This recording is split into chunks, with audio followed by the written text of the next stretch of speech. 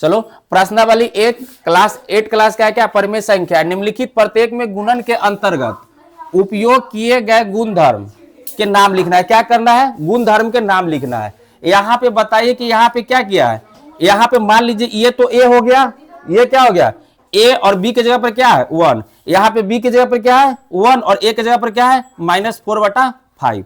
अब मान लो कि इसको 1 से गुना करेंगे तो इतना आ जाएगा, फिर इसको अगर इतना से गुना करेंगे तो क्या आ जाएगा, ये बात आ जाएगा। तो इसके लिए एक फॉर्मूला होता है, जो इसका फॉर्मूला क्या होता है, तो इसका जो होता है क्या, गुणात्मक तत्समक नियम होता है, जिसमें क्या होता है, तो गुणात्मक तत्समक नियम क्या बोलता है। तो एक का हम यहाँ पे सॉल्यूशन कर रहे हैं,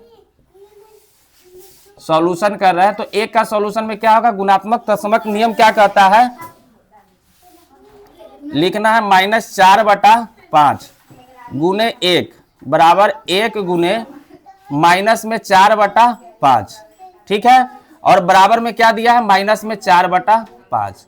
अब गुणात्मक तत्समक नियम क्या कहता है, तो यहां लिखना है हम जानते हैं कि, क्या लिखेंगे, हम जानते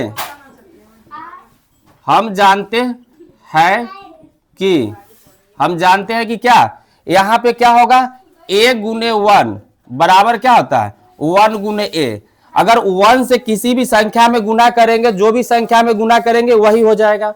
फिर अगर 1 से क्या a में अगर किसी भी संख्या से गुना करेंगे तो फिर क्या हो जाएगा, वही हो जाएगा। यहाँ पे देखिए a के जगह पर क्या है -4/5 और यहाँ पे a के जगह पर क्या दिया -4/5 और दोनों साइड 1 1 से गुना किया है। तो ये कौन सा नियम होता है, तो ये जो होता है ये नियम बताता है, अतः यह गुणात्मक तत्समक नियम है, गुणात्मक तत्समक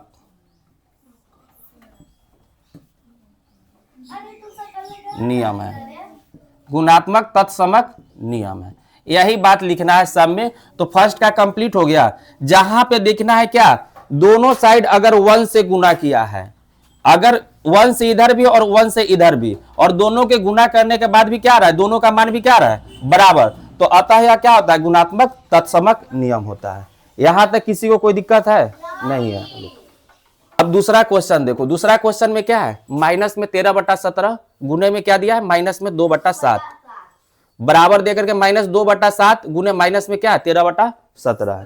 तो अब इसमें बताओ कि कौन सा नियम लगता है। हम बताए थे कुछ नियम, तो इसमें कौन सा नियम लगता है, तो याद रखना है क्या, a बटा b या a गुने b बराबर b गुने क्या होता है a। तो ये नियम कौन सा बताता है, तो क्रम विनिमय का नियम बताता है। तो दूसरा क्वेश्चन का सॉल्यूशन हम करेंगे, तो दूसरा क्या हो जाएगा मेरा -13/17 गुने में क्या होगा -2/7 बराबर में क्या -2/7 गुने में -13/17 हो गया। अब यहाँ पे जरा सा आप देखिए a गुने b हो रहा है, फिर यहाँ पे b गुने क्या हो रहा है a। अगर a गुने b या b गुने a रहा है तो दोनों साइड मान क्या हो जाएगा, बराबर हो जाएगा। तो यहाँ लिख देना है क्या, हम जानते हैं कि, क्या जानते हैं, हम जानते हैं कि, क्या जानते हैं आप, तो a गुने b अब बराबर क्या होता है b गुने a। जब a गुने b और b गुने a देखिएगा तो क्या होगा, दोनों साइड मान क्या हो जाएगा, बराबर हो जाएगा।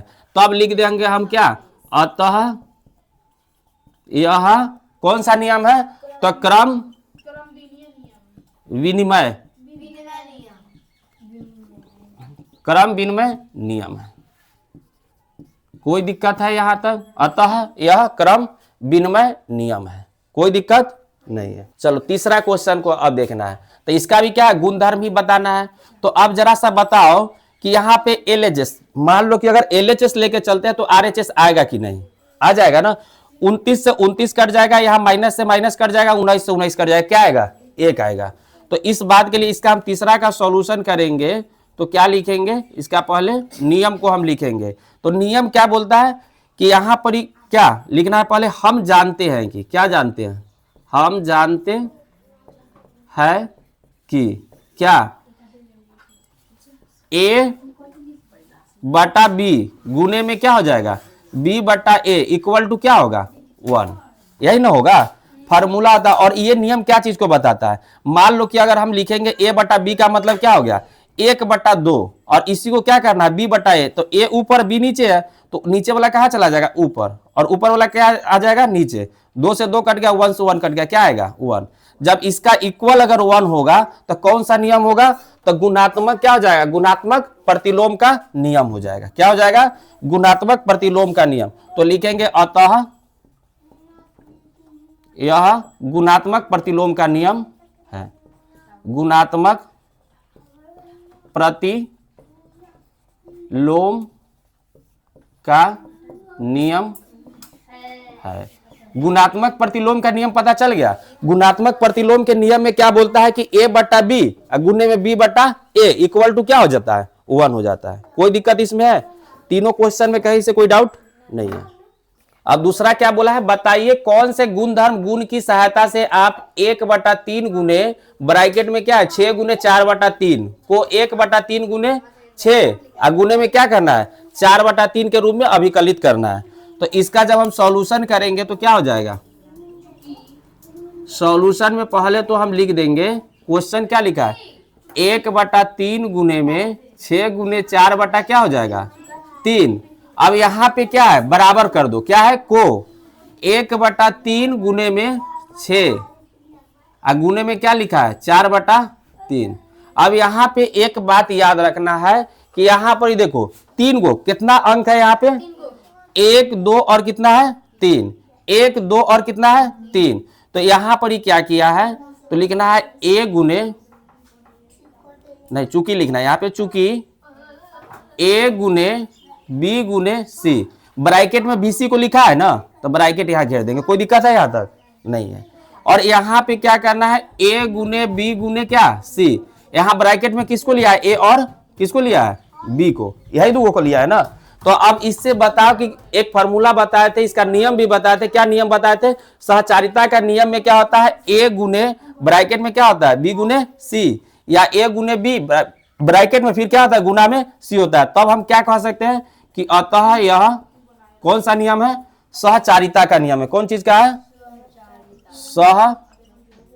सहचारिता, सहचारिता का नियम है। अतः यह क्या है सहचारिता का नियम है। सहचारिता के नियम में ना क्या होता है a गुने b गुने c, लेकिन bc क्या होता है ब्रैकेट में, फिर a भी एक साइड ब्रैकेट में, c क्या होता है ब्रैकेट के बाहर होता है। तो यहां तक किसी को कोई दिक्कत है, तो इसी के साथ प्रश्नावली 1 कंप्लीट हो गया क्लास 8 क्लास का।